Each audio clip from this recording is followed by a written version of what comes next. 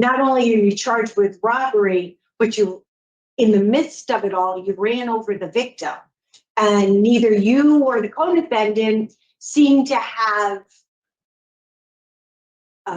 shown any kind of remorse or understanding of the gravity of that part of the crime. Have you considered where you were at and why you wouldn't stop? I mean, I was not driving the vehicle. To be honest, I couldn't get him to stop the car. He didn't even know that he ran her over at first. And I obviously realized that she was hurt and injured. I don't really have an excuse for that. I understand that she was severely injured by this. I didn't know that his intention. I was not in the right state of mind. I trusted him, and everything that he was telling me was not accurate as to her. Like, they had a prior relationship also, and I think we were both very misled. Me and the victim were very misled by him about his involvement with both of us. Isn't that fascinating that at her parole hearing, all of a sudden she finds herself in the same category as the victim, as the woman who they robbed and then ran over with their car, who then they took the credit cards and went on a spending spree. She's all of a sudden like, I don't know. He was lying to us. We both thought we were in a relationship with him. See, I'm a victim, obviously. And it never surprises me. It's like the workings of the mind of a felon, or even still an addict, dare I say. I mean, I don't know. It's they don't really go into a lot of the details of her crime, but they do a pretty good job giving her a good 1-2 punch, so to speak. And it doesn't help that she has, I think they said, the worst record for anyone who would come up for parole, which they'll touch on in the parole hearing. But in a nutshell, a judge sentenced her in 2022 to 10 years in prison. But of course, all of that is suspended except for 45 months. So she doesn't have a lot riding on this parole hearing, but it still always makes a big difference. Everyone wants to get released early. Now, let's go take a dive. Listen carefully to what she says, and I'll unpack it at the end. Can I read what I wrote? Is that okay? Sure, yeah, go ahead. Okay, I get nervous, obviously. So, all right, to begin with, I know I would like to apologize to my victims and their families, as also my own family. My actions caused a lot of pain and suffering all around, and I let down not only myself, but my parents and my children. This is a guilt. This guilt is a burden I fully expect to carry for the rest of my life. Sorry doesn't seem adequate, but it's all that I've been left with after my choices and since my involvement with my co-defendant. If I could go back in time and never get in the car with him that day, or better yet, have the self-respect or the self-preservation to walk away from a toxic relationship, I would do it in a second. But I know I can't take any of that back, so I'll have to settle with learning how to forgive myself and move forward, and hopefully find a way to turn the worst decisions I've ever made into something positive.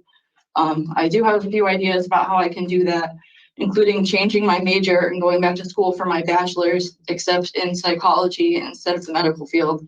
I have hope that I'll be able to use these difficult experiences to prevent others with mental health issues, domestic violence survivors, and addicts from making the same bad decisions that I did. I know how lonely that can feel, and I want to make a difference in other at-risk lives. Another area I feel the need to address is my difficulty in assimilating and fitting in here at York. It will come to no surprise that I came in here a broken person, physically, and a traumatized individual mentally. Not only did I witness David almost dying in front of me when I got arrested, but also I had an overwhelming sense of shame and fear over the consequences of my actions, not for myself, but for my victims and their loved ones. I also began suffering physical difficulties due to my own accident and disabilities that came into trauma. I was confined to the psych unit for the first months of my stay, which combined with my obvious physical impairments make me an easy target. I think you guys are probably familiar with my medical history, but I can explain more about that afterwards. Even now, I have one of my screws partially covering my spinal cord and applying pressure on it. So this has made it impossible for me to play possum when I've been attacked by other inmates. And self-defense here is grounds for a Class A fighting ticket. And I don't think they care who starts the fight. Dealing with my physical health, as well as addressing the key issues behind my mental health and addiction problems, remains at the top of my list for things to get done when I get out. I plan to see my original surgeon and find a therapist and psychologist who specializes in PTSD and trauma, and find one-on-one counseling that I have been unable to have here at York. I'm also working on coming off my methadone maintenance, but I have every intention of getting further substance abuse treatment on the outside. Before my current relapse, I had celebrated 10 years of sobriety, and I know I can surpass this goal with the right kind of determination. Since I've been incarcerated, I've attended numerous group therapy groups, completed the Tier 2 substance program, signed up for and completed the parenting classes, and completed the culinary vocational program with top scores. More currently, I've held my current tier job for about 8 months, and I'm actively participating in Defy Ventures to continue healing and trying to better myself while I work towards the skills that I'll need to gain employment on my reentry. I do plan to do their follow-up training on the outside, as well as utilize their national network to help find a good job. In conclusion, I've worked hard to get mentally where I am today in spite of the odds against me, and I've done as much research as I can about what to expect, as well as what programs are offered to ensure my self-success going forward.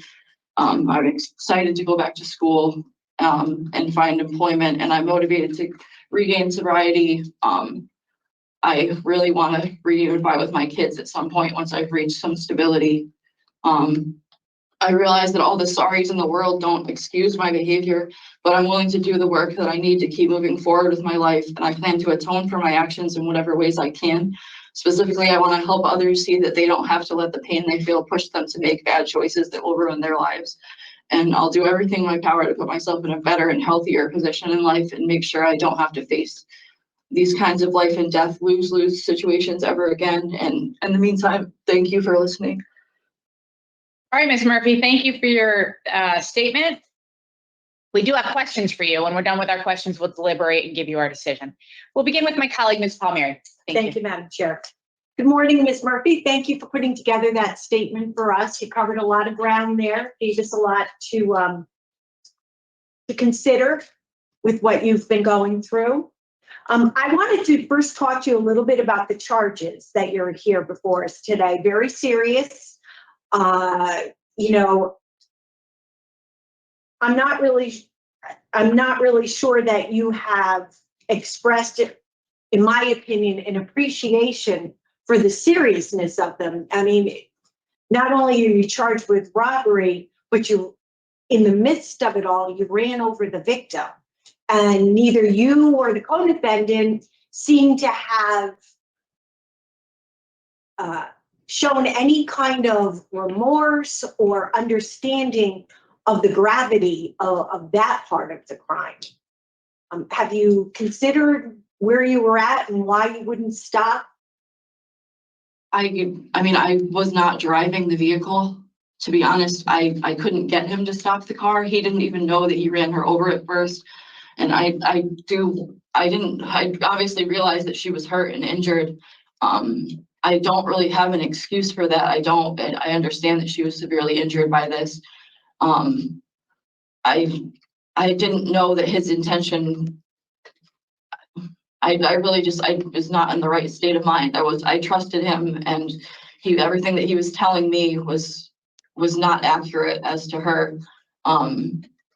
Like, they had a prior relationship also, and I think we were both very misled. Me and the victim were very misled by him about his involvement with both of us.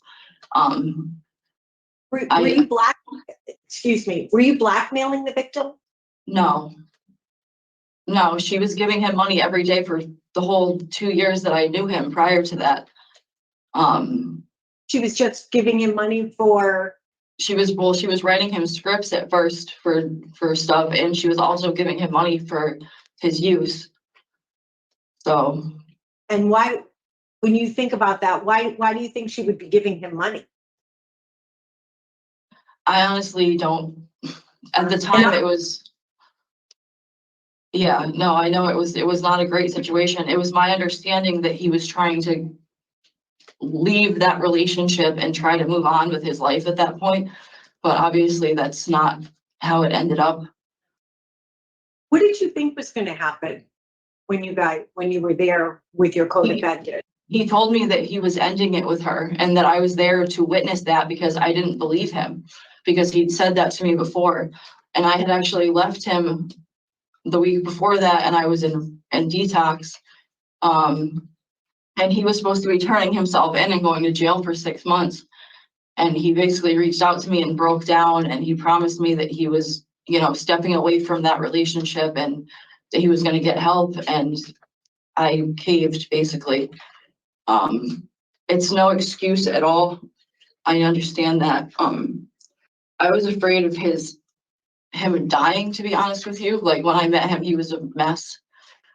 He was so high he couldn't drive the vehicle most of the time. And I just want to clarify something. So, but you were both using, and you were both getting drugs from the victim or getting scripts from the victim. You were both using. So when it's just hard to sort of understand or believe that you didn't know what was going on because it went on for a while.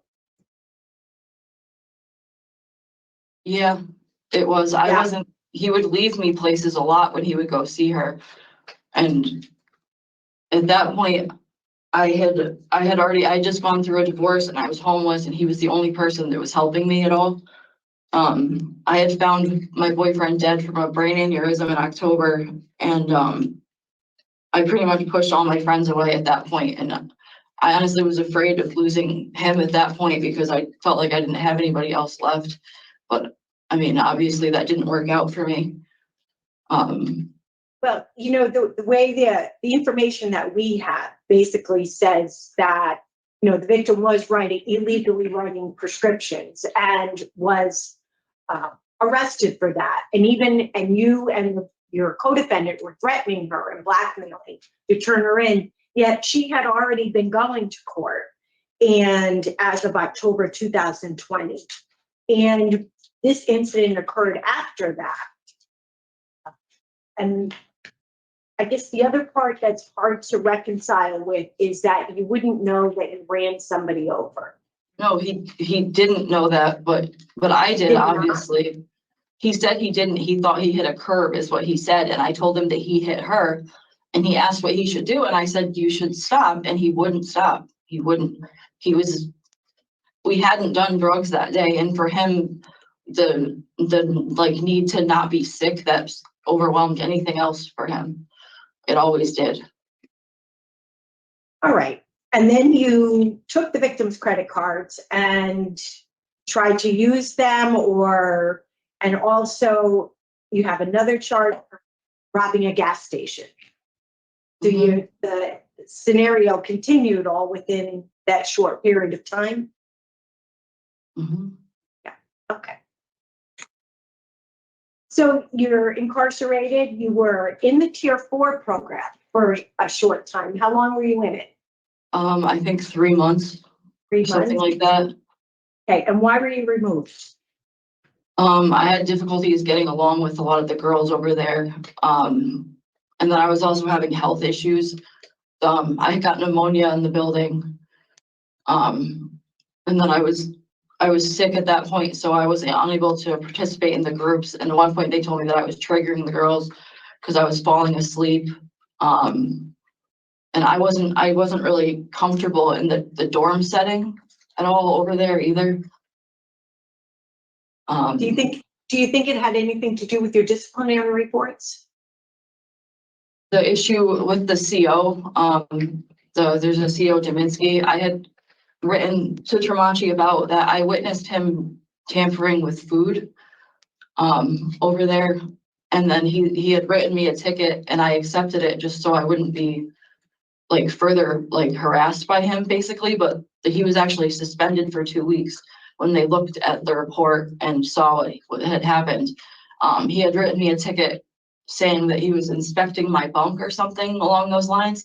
At the time, I was actually standing at the front door to go to medical. I wasn't near my bunk, but I was afraid that he would get more angry if I questioned it. So I accepted the ticket, but then I spoke to Counselor Supervisor Tramachi about it, and that's when he was suspended for a couple weeks. He wasn't there anymore, but the damage was pretty much done at that point.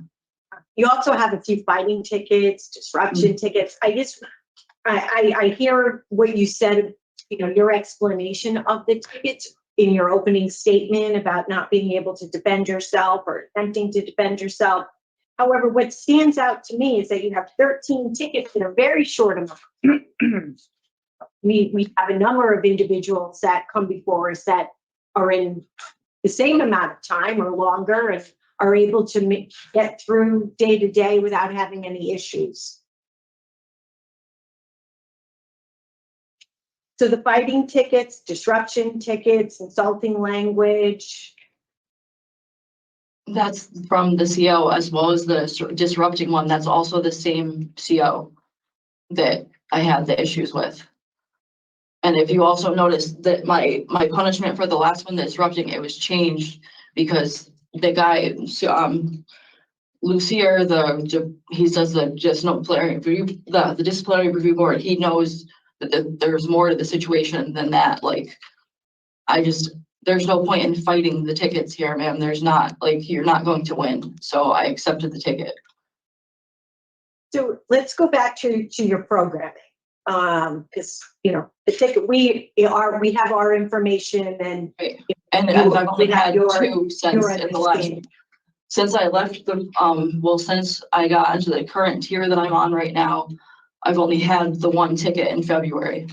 And that's when I've held the job since then. I've completed, I think, 2 or 3 programs since then, and I'm in Defy now. So I realized that I definitely have had difficulty settling in here. Like, we get moved around a lot, and once you start issues with certain people, it's hard to get away from them. It's a small facility. And honestly, like, you're forced to defend yourself. I don't fit in well here as far as like my speech, I guess, per se. I don't really know exactly, but people have told me that it's because I'm smart or something. And I don't think that that's necessarily it, because obviously I'm not smart enough to stay out of trouble, but I haven't got along well with other people recently. Recently, I've been able to, just try to avoid it, and I have a job, so I stay busy, and I just, put everything out of my head and just do what I need to do. But it's also a lot because where I am right now, the people that are around me aren't being more like held to a standard of, they're not allowed to bully people. And if I have issues, I have people that I can talk to about it, and it's dealt with, instead of it being like a festering thing and it turning into something that blows up because I'm not able to handle the conflict myself and there's nobody to intervene with it. Okay. All right. So let's move on just a little bit here. So you were removed from the Tier 4 program. You were in there for about 3 months, and now you've completed the Tier 2 program. Right. You had done some prior treatments on the outside, correct, while you were in the community? Not in years. I had a really long period of sobriety. Like I said, I had tried to go to detox about a week before all of this ended up happening, but Okay. I left because to be with the codependent, and obviously that's something that I regret. I should have stayed. So let's talk about the Tier 2 program. You completed that. What do you think was most helpful from that program? What's your biggest takeaway? Just learning a lot of coping skills, basically. And then realizing that it's like you kind of have to get to the root of why I was using in the first place and try to figure out how I can fix that, basically. Because if I don't, address those issues, I'm just going to end up relapsing, basically. And if I end up relapsing, I could end up in the same positions around the same kind of people and the same kind of scenarios. When I stay sober, my life is completely different.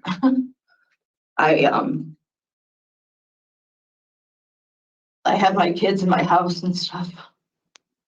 And I mean, I think we can all appreciate how you would and understand that a person makes better decisions when they're not under the influence. Right. And your plan to be back in the community, I have that you want to go to a halfway house. Yeah, I don't really have family here in the state anymore. My dad's in New York and he's willing to help me a little bit, but I'm pretty much like hoping that I can use the resources from parole to try to get like maybe housing or something like that. Or I don't know what else exactly you guys can offer, but it's gonna be pretty much me relying on the help of the community for a little while, just because I have been here for 3.5 years roughly, and I don't have like contacts in the state anymore. And everybody that I did know recently, I wouldn't go to for help because I'm not sure that their lives are probably not much different than when I left. So I'm hoping that I could use the stability, you know what I'm saying, and the rules that they have, and it'll help me basically adjust more, because I know it's going to be a difference. So. What do you think your needs are in the community when you talk about resources? What does that look like for you? Well, like I said, I know I need to get like a one-on-one psychiatrist or therapist. I have a lot of trauma issues that I haven't really addressed here because there's just not that kind of therapy here. There's not the clinicians for that kind of thing. And then the group therapy, as I said, you end up sharing stuff with people that it's generally used against you, to be honest. And I know that they do their best, like the therapist or the social worker that's in my building now is really good. But I just need I need one-on-one mental health help. I know I do. I went through a lot of trauma prior to my relapse that I know I haven't dealt with it yet.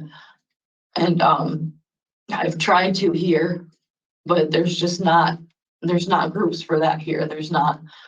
So. Okay. All right, Ms. Murphy. And I also had a note that you were going to apply for Social Security disability. I need surgery. I had surgery prior to my coming in. I broke my back in 8 places. I got pushed out a 3rd-story window in Hartford. There's more issues with it, but my back is the most serious.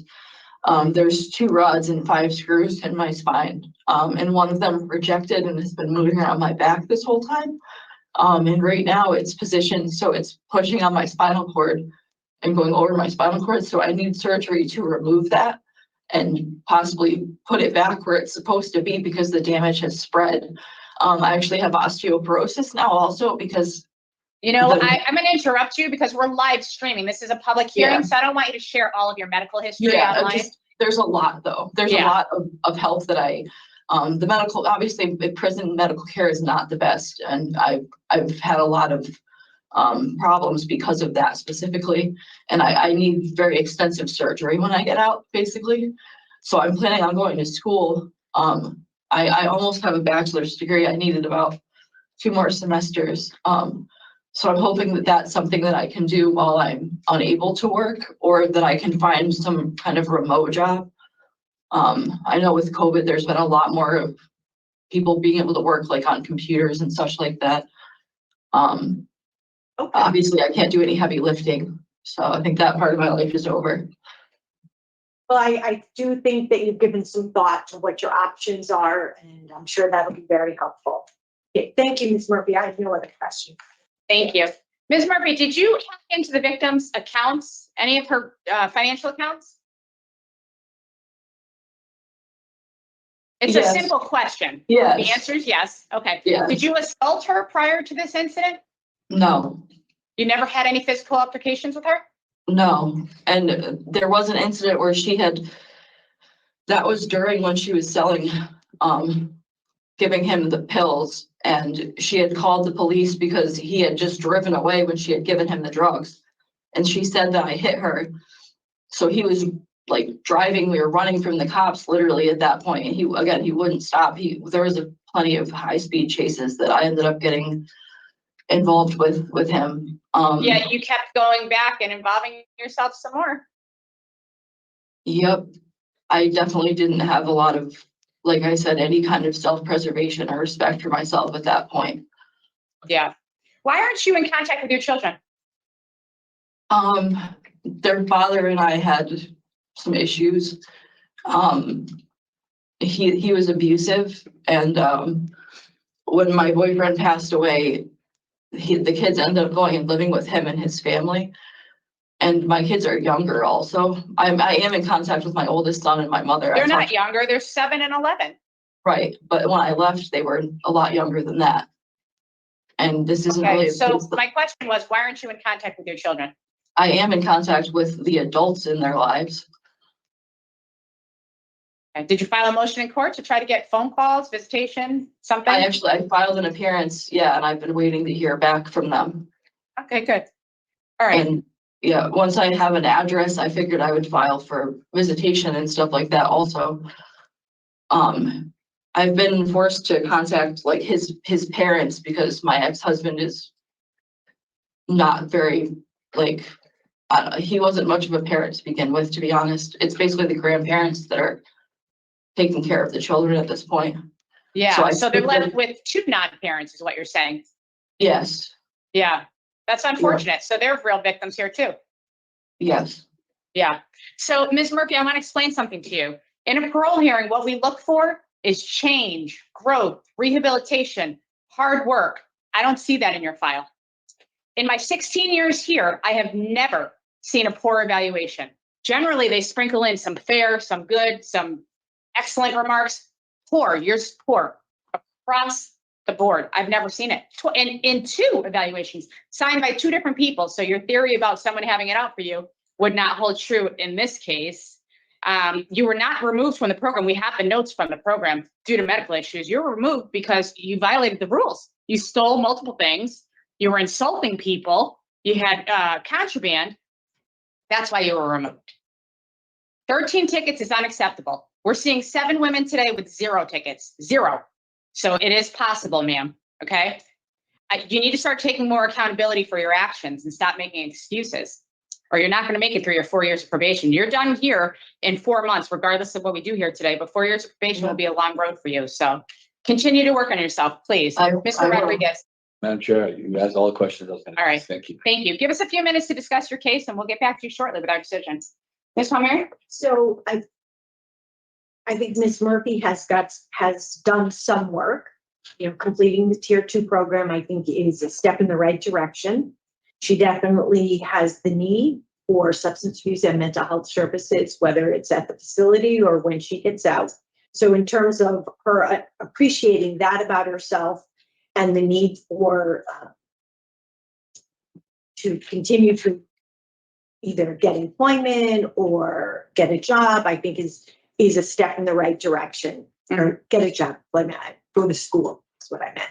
Or, however, you know, all my notes say that there's very little acceptance of responsibility for anything in the file, from the charges that she's before us today on, to the disciplinary reports, to the removal from the program, to any kind of participation or under the disciplinary reports, her family situation.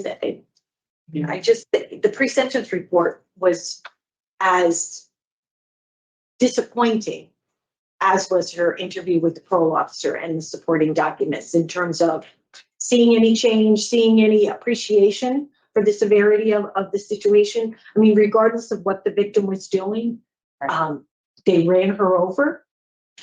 She was severely injured, and it's hard. It's just not plausible to think that you wouldn't have an understanding of that. I do think Ms. Murphy has potential to educate herself and be successful. However, I don't think we've seen what we need today in terms of suitability for parole. So I would not be in favor of discretion. I agree. And I think I just spelled out all the reasons, you know, the nature and circumstance, for institutional adjustment, inadequate evidence of change. Mr. Rodriguez? I would concur with my 2 colleagues. just her failure to comply with the programs, of poor performance in her attendance of the workshops. And, and I would agree with Panama Palmer that she's, she's trying to get some place, but I think she needs to be able to accept some more of a responsibility. So I'm in the same place, Chair. All right, in the matter of Lauren Murphy, inmate number 347519, I'll make a motion to deny parole for the following reasons: the nature and circumstance of the offenses, poor institutional adjustment, that's the disciplinary report, and inadequate evidence of offender change. Do we want to add anything else? Good. And is there a second? Second. All in favor? Aye. Aye. We wish you the best, ma'am. All right, thank you. Okay, it was nice to see. It was nice to see her get denied again. Just like playing the victim card, it's totally absurd. And I like how they called her out on her whole parenting thing. How she has like no relationship with her children. It's like, are you kidding me? And Server should actually found something in like a divorce court proceeding with her, where the judge ruled that her, I guess, the father of the children actually got full custody, and he ruled it because of in particularly of how Serge actually put in the notes that she's like an ogre. and an ogre is because I said, what do you mean by this, ogre?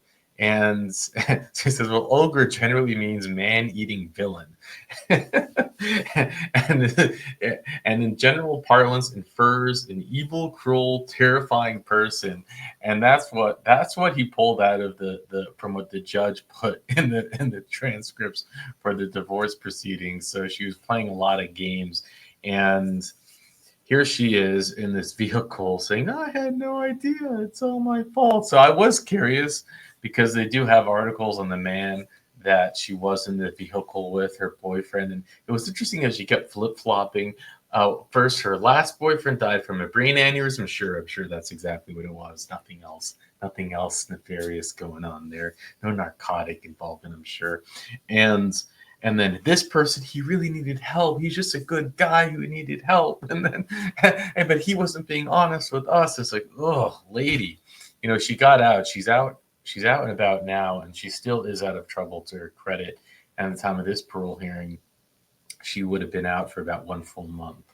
So now the man that her co-defendant, he got a 10-year sentence, but I do wonder when we'll see him out for parole, because we see in Connecticut 10-year sentence, it means nothing. Let's go through the crime. So the man in critical condition after stabbing himself repeatedly before arrest.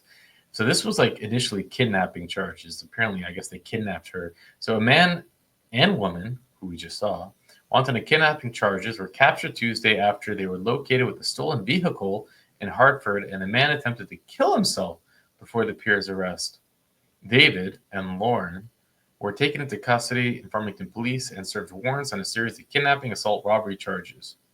O'Brien, who police said stabbed himself repeatedly in front of detectives, remained hospitalized in critical condition. But as we know, he survived. The incident occurred just before 3:30 p.m. Tuesday, when Farmington investigators alerted Hartford police that the pair of suspects with active felony arrest warrants was believed to be in South End in a carjacked vehicle. She played the victim again. Remember this? I didn't want to. Shut up. Detectives followed O'Brien into the business, but he fled out the back of the store when he noticed them. Upon seeing the detectives, the male suspect fled to the rear of the store, produced a knife, and began repeatedly stabbing himself in the neck. Detectives and officers on the scene immediately began life-saving procedures. O'Brien was transported to the hospital and was arrested as carjacking the vehicle. Farmington police took both O'Brien and Murphy into custody on their arrest warrants, even as O'Brien's remained hospitalized. No other details are immediately made available of the case. The indicated suspects and victim Farmington kidnapped case knew each other and were and that it was not a random act. Okay. So she's a good girl. It's not her fault. She's doing nothing wrong. It's all his fault, etc., etc., etc. But we might see her again in the parole revocation hearing. If we do, we have a playlist for it called "The Return of." Now, I hope we don't. But when you fail that way in prison with all those write-ups, it's not a good indication for succeeding on the outside. So I'll keep you posted on that. Check out that playlist. And with that, I'll let you. Not only are you charged with robbery, but you, in the midst of it all, you ran over the victim. And neither you or the co-defendant seem to have shown any kind of remorse or understanding of the gravity of that part of the crime. Have you considered where you were at and why you wouldn't stop? I mean, I was not driving the vehicle. To be honest, I couldn't get him to stop the car. He didn't even know that he ran her over at first. And I obviously realized that she was hurt and injured. I don't really have an excuse for that. I understand that she was severely injured by this. I didn't know that his intention. I was not in the right state of mind. I trusted him, and everything that he was telling me was not accurate as to her. Like, they had a prior relationship also, and I think we were both very misled. Me and the victim were very misled by him about his involvement with both of us.